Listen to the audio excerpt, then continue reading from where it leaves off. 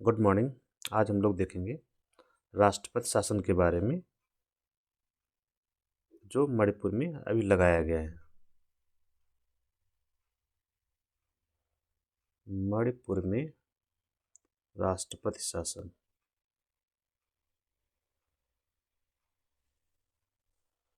तो इसकी पृष्ठभूमि क्या है, पहले हम पृष्ठभूमि इसकी देखते हैं। मणिपुर में राष्ट्रपति शासन लगाए जाने की पृष्ठभूमि क्या रही, फिर हम आगे बढ़ते हैं राष्ट्रपति शासन की ओर।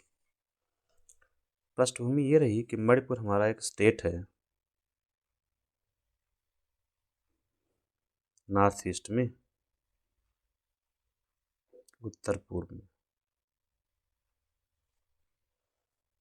इसकी राजधानी क्या है आप लोग जानते ही होंगे, इम्फाल। स्टेट की लोकेशन अगर हम लोग समझना चाहेंगे तो ये यहाँ पर लोकेशन आएगी, ये है मणिपुर का लोकेशन होगा। ठीक, राजधानी इसकी इम्फाल हो गई। यहाँ पर दो समुदाय निवास करते हैं। एक है मैती समुदाय, क्या नाम है, मैती, और दूसरा है कुकी।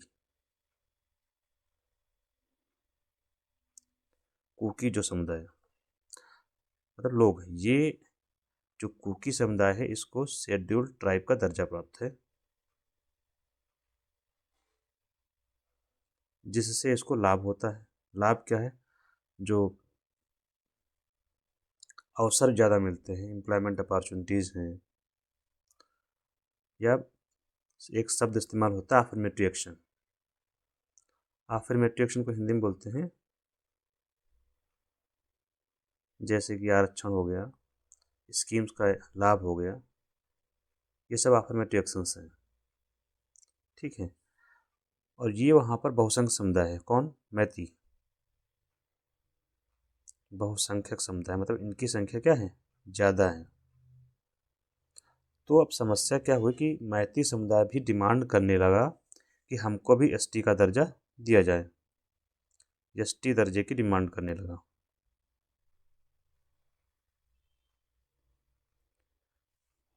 इसी वजह से इन दोनों समुदायों में, इसी वजह से इन दोनों समुदाय में क्या हो गया, संघर्ष शुरू हो गया।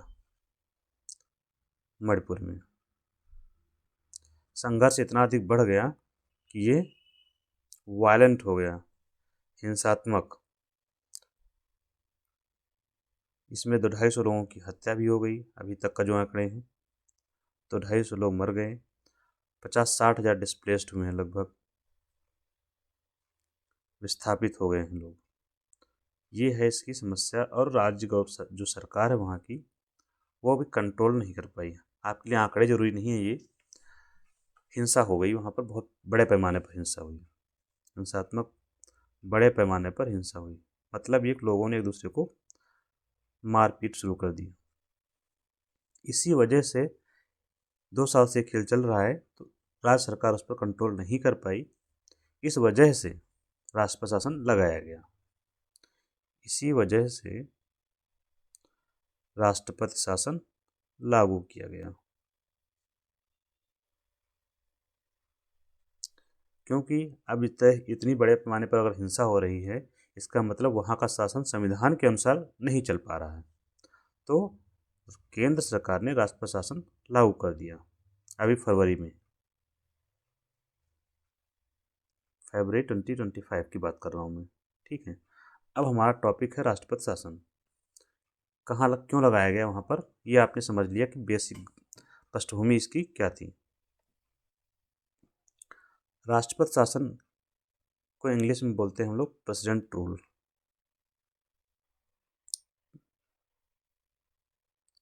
या इसे स्टेट इमरजेंसी भी कहा जाता है, राज्यापात। ठीक है, इन तीनों नामों से हम इसे जानते हैं। अब यहाँ हम समझते हैं इसका प्रावधान संविधान में कहाँ पर है। ठीक है, तो प्रावधान कहाँ पर है, यहाँ पर हम एक चीज़ पहले ये समझ लेते हैं, जैसे राष्ट्रपति शासन, प्रेसिडेंट रूल या राज्य आपात शब्द को अगर हम समझेंगे ना तो हमें ज़्यादा समझ में आएगा। तो हम पहले आपात को समझते हैं। तो हमारे जो संविधान है हमारा, उसमें 3 तरह की आपात का जिक्र किया गया है। भाग कौन सा है आपातकालीन का? भाग है 18, संविधान का भाग 18, जिसमें आपातकाल का उपबंध किया गया है। और ये भाग 18 कौन से देश से लिया गया है? जर्मनी से। मतलब आपातकाल के उपबंध जर्मनी से लिए गए हैं। ये सब पूछा जाता है एग्जाम में। ठीक है, भाग 18 और इसमें 3 आपात का वर्णन है। एक है अनुच्छेद आपका 352, दूसरा है 356, तीसरा है आपका 360 जो यहाँ से जुड़ा हुआ है। 352 को राष्ट्रीय आपात बोलते हैं।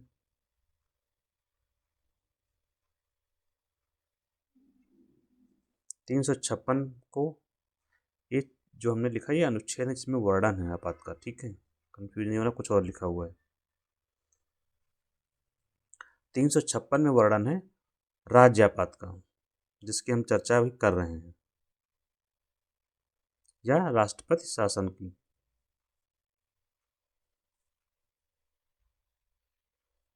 और 360 में अनुच्छेद में किसका वर्णन है? वित्तीय आपात का।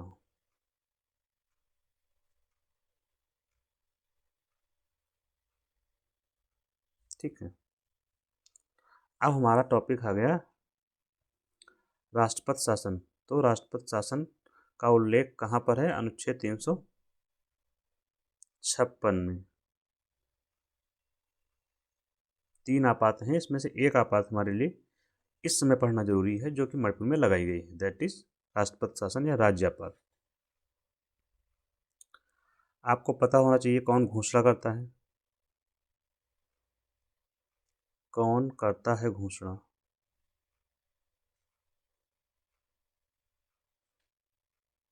तो घोषणा करता है राष्ट्रपति कि फला स्टेट में राष्ट्रपति का शासन लागू हो गया। मतलब राष्ट्रपति मतलब मेरा शासन लागू हो गया। ठीक है, तो राष्ट्रपति ने घोषणा की। बेसिस क्या होता है? आधार। किस आधार पर? आधार होता है राज्यपाल की रिपोर्ट। राज्यपाल की रिपोर्ट के आधार पर राज्यपाल की रिपोर्ट, या अन्यथा भी समाधान हो जाए उसे, या अन्यथा भी कर सकता है। अन्य कहीं से भी उसे रिपोर्ट मिल जाए तो भी वो कर सकता है। अब राज्यपाल की इसको रिपोर्ट मिली, तब इस रिपोर्ट पर अगर उसे यह विश्वास हो जाए, संतुष्ट हो, क्या हो? वो संतुष्ट हो जाए राष्ट्रपति कि, क्या संतुष्टि हो जाए उसकी? कि राज्य का शासन, जैसे यहाँ पर कौन सा राज्य है? मणिपुर। वह संतुष्ट हो जाए कि राज्य का शासन संविधान के अनुसार नहीं चलाया जा सकता। संविधान के अनुसार नहीं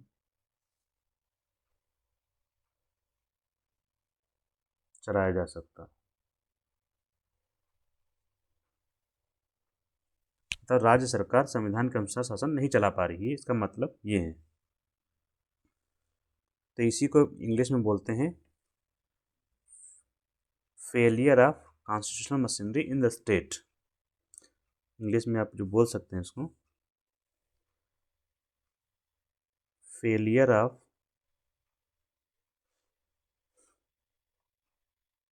constitutional machinery constitutional machinery in the states.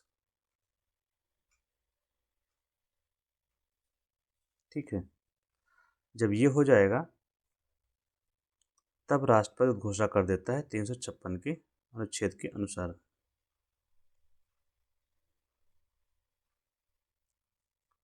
356 के अनुसार घोषणा। अब आपको पता होना चाहिए कि घोषणा होने के बाद क्या होता है, प्रभाव क्या होगा, राष्ट्रपति शासन का प्रभाव क्या होगा। क्यों इतना ज़्यादा इस पर जोर दिया जा रहा है कि राष्ट्रपति शासन लग गया। प्रभाव ये होगा, देखिए राज्य में भी तीनों चीज़ें होती हैं। तीन चीज़ें कौन सी, सरकार में तीन चीज़ें होती हैं, कार्यपालिका,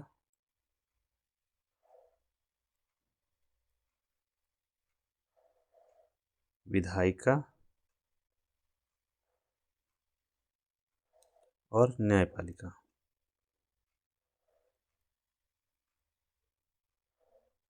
ठीक, अब यहाँ पर हमें ये ध्यान देना है, कार्यपालिका का मतलब आपका सीएम और मंत्री, विधायिका का मतलब विधानसभा, और विधानसभा का मतलब वहाँ बैठे हुए विधायक, न्यायपालिका दैट इज हाई कोर्ट। अब जैसे ही अब जैसे ही राष्ट्रपति शासन लागू होगा, कार्यपालिका क्या हो जाएगी, खत्म हो जाएगी, डिसमिस हो जाती है। ये डिसमिस्ड हो जाएगी मतलब खत्म।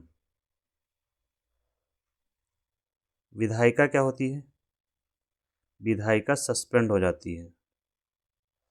राष्ट्रपति शासन लागू होते ही विधायिका सस्पेंड हो जाएगी और हाई कोर्ट जो होता है उस पर कोई प्रभाव नहीं पड़ता है, नो इफेक्ट। तो हाई कोर्ट जैसे चल रहा है वैसे ही चलता रहेगा। प्रभाव इन दोनों पर होगा, कार्यपालिका और विधायिका की, राज्य की। अब कार्यपालिका और विधायिका भंग हो गई तो राज्य का शासन चलेगा कैसे, तो राज्य का शासन चलाएगा राष्ट्रपति। नेक्स्ट,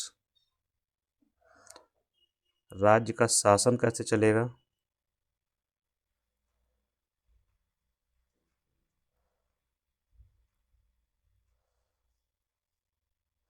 क्योंकि राष्ट्रपति शासन लागू हो चुका है, कैसे चलेगा, तो राज्य का जो कार्यपालिका का काम है वो संसद देखेगी, सॉरी, राज्य का जो कार्यपालिका है मतलब मुख्यमंत्री वाला जो काम चल रहा था, राज्य की कार्यपालिका,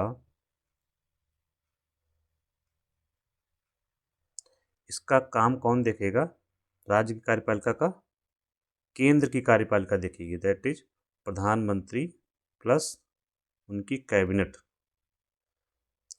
तो राज्य का काम, राज्य की कार्यपालिका जो सीएम और काम कर रहे थे वहाँ पर, उसका काम अब पीएम और कैबिनेट देखेगी। और राज्य की विधायिका जो थी, जो भंग कर दी गई, सस्पेंड कर दी गई, उसका काम संसद देखेगी। ठीक, ये उसका प्रभाव होगा राष्ट्रपति शासन का।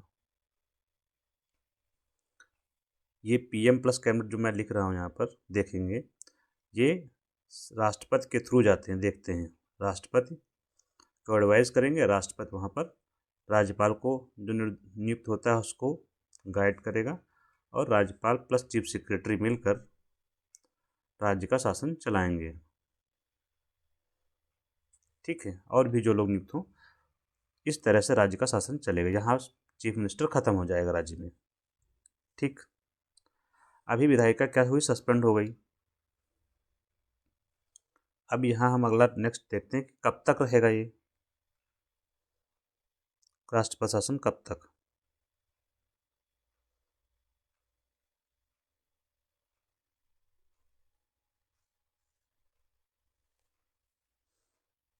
तो रहेगा यह शासन कब तक, जैसे ही उद्घोषणा होती है राष्ट्रपति शासन की, तो घोषणा के 1 माह के भीतर,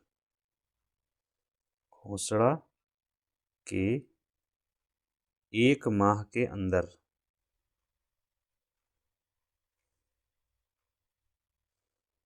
अंदर लिखने से अच्छा 1 माह में लिख दीजिए कि 1 माह में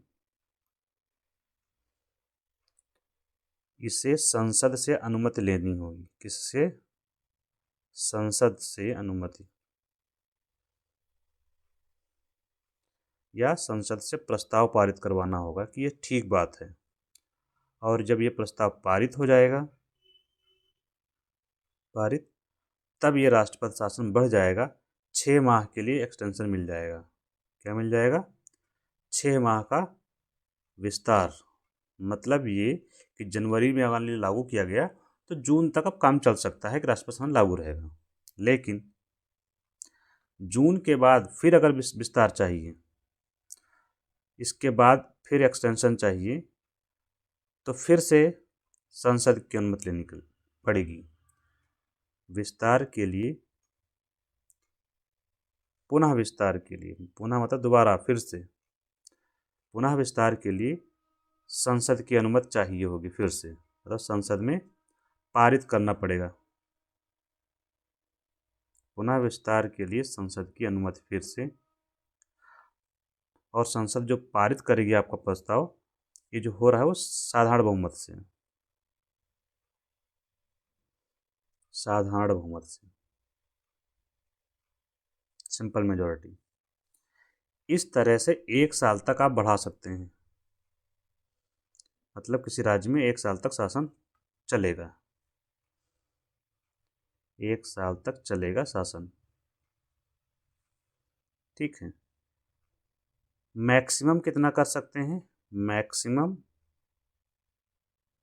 3 साल तक राष्ट्रपति शासन किसी राज्य में लगा सकते हैं। मैक्सिमम 3 साल तक लगा सकते हैं राष्ट्रपति शासन। क्वेश्चन पूछा जाता है तो आप बता सकते हैं कब तक रहेगा। अब यहाँ एक पॉइंट आपके लिए जो यहाँ ध्यान देना है, 1 साल, हर बार इसको 6-6 महीने का विस्तार मिलेगा, इस तरह से आप 3 साल तक जाएंगे। लेकिन 1 साल के बाद, 1 साल के बाद विस्तार करने के लिए 2 शर्तें हैं। विस्तार करने की 2 शर्तें हैं। अगर ये 2 शर्तें में से कोई शर्त पूरा करते हैं तो विस्तार हो सकता है, नहीं तो आपको चुनाव करवाना पड़ेगा। पहली शर्त क्या है कि राष्ट्रीय आपात लागू हो देश में, नेशनल इमरजेंसी, जो 352 हम पढ़ रहे थे अभी ऊपर, राष्ट्रीय आपात लागू हो, अनुच्छेद 352। दूसरा, चुनाव आयोग यह घोषणा करे, क्या घोषणा करे? कि इन परिस्थितियों में चुनाव कराना संभव नहीं है, करे, या सर्टिफिकेशन करें कि चुनाव कराना संभव नहीं है।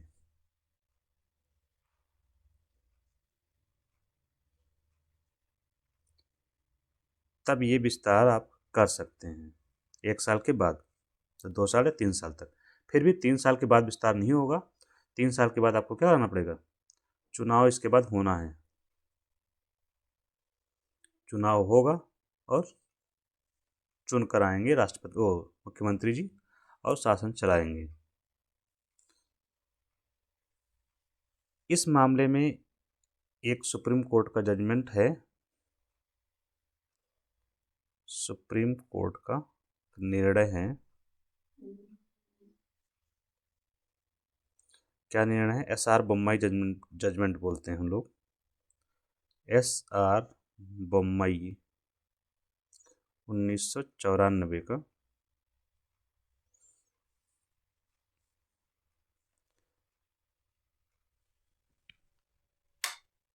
जिसमें सुप्रीम कोर्ट ने कहा कि जुडिशियल रिव्यू हो सकता है राष्ट्रपति शासन जो लगाया गया है, जुडिशियल रिव्यू हो सकता है राष्ट्रपति शासन का।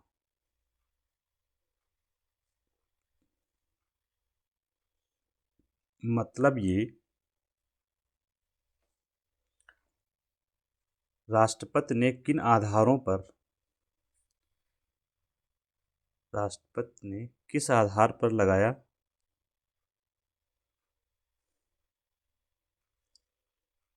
राष्ट्रपति शासन उसका, और जो आधार हैं, आधार सिग्निफिकेंट होने चाहिए, रिलेवेंट होना चाहिए, आधार महत्वपूर्ण हो और प्रासंगिक भी हों, रिलेवेंट हों। तो इस चीज़ का सुप्रीम कोर्ट रिव्यू करेगा, और अगर नहीं होता है, मतलब ये कि सुप्रीम कोर्ट पाता है कि आधार इनका ठीक नहीं है घोषणा करने का, तो राष्ट्रपति शासन क्या हो जाएगा, खत्म हो जाएगा। तो राष्ट्रपति शासन खत्म, फिनिश। ऐसा नहीं, इसका मतलब ये हुआ कि सरकार मनमौजी तरीके से नहीं कर सकती, कहीं भी राष्ट्रपति शासन लगा नहीं सकती। सरकार से मतलब केंद्र सरकार से है। तो अभी ऐसा कहीं हुआ है, तो हुआ है कहाँ, उत्तराखंड में अभी जो सरकार चल रही है वहाँ पर लगाया था, तो उसको सुप्रीम कोर्ट ने रद्द कर दिया। और एक अरुणाचल प्रदेश में, यह भी हाल ही का मामला है, 1-2-3 साल पहले का। अरुणाचल प्रदेश, दोनों जगहों पर राष्ट्रपति शासन को सुप्रीम कोर्ट ने खत्म कर दिया। एससी मतलब सुप्रीम कोर्ट ने राष्ट्रपति शासन रद्द किया। कारण क्या है, ये जजमेंट बहुत ही महत्वपूर्ण है। इसी जजमेंट में सेकुलर वाला जो धर्मनिरपेक्षता का सिद्धांत है, जिसको हमारे संविधान का जो बेसिक स्ट्रक्चर का भाग माना गया, वो भी इसी में घोषणा हुआ था। यहाँ पर इसको इतना अधिक महत्व क्यों दिया जा रहा है जजमेंट को, क्योंकि 1900, आप लोग नोट कर लेंगे, जुडिशरी से पहले सुप्रीम कोर्ट ने कुछ बोला ही नहीं। जैसे 1977 में जब चुनाव हुआ और जनता पार्टी की सरकार बनी केंद्र में, जनता पार्टी की सरकार आई, तो क्या हुआ, जनता पार्टी की सरकार ने 9 राज्यों में एक साथ राष्ट्रपति शासन लगा दिया, एक साथ राष्ट्रपति शासन लागू कर दिया। ये राज्य कौन से थे, कांग्रेस शासित राज्य थे।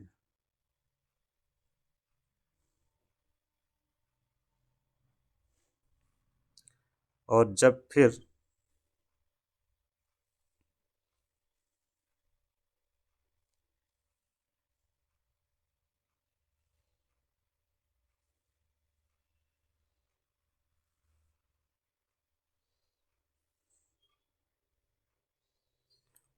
1980 में फिर चुनाव हुए, 1980 में लोकसभा का चुनाव फिर से हुआ, तो इंदिरा गांधी सत्ता में आई, इंदिरा गांधी जी आई।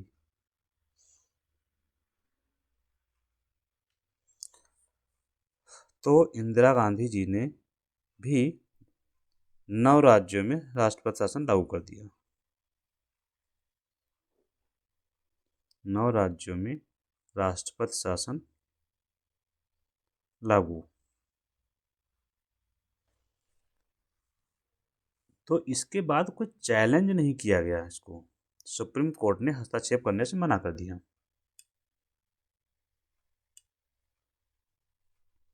इन दोनों ही मामलों में हस्तक्षेप से मना कर दिया। इसीलिए एस.आर. बोम्मई का जो जजमेंट है बहुत ही इम्पोर्टेंट है। ठीक है, जिसमें सुप्रीम कोर्ट ने कुछ आधार भी बताए हैं। एक और बात अगर आप नोट करना चाहते हैं यहाँ पे, वो ये कि फंडामेंटल राइट पर कोई प्रभाव नहीं पड़ता है। फंडामेंटल राइट मतलब मूल अधिकार,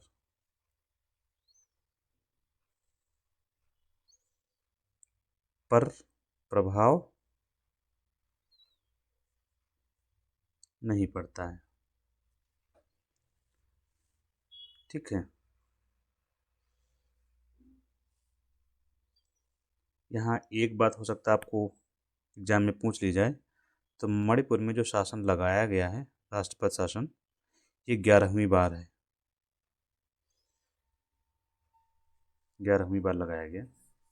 ठीक है, इसी के साथ हम लोग ख़त्म करते हैं टॉपिक। अगले टॉपिक में हम लोग फिर मिलेंगे, तब तक थैंक यू।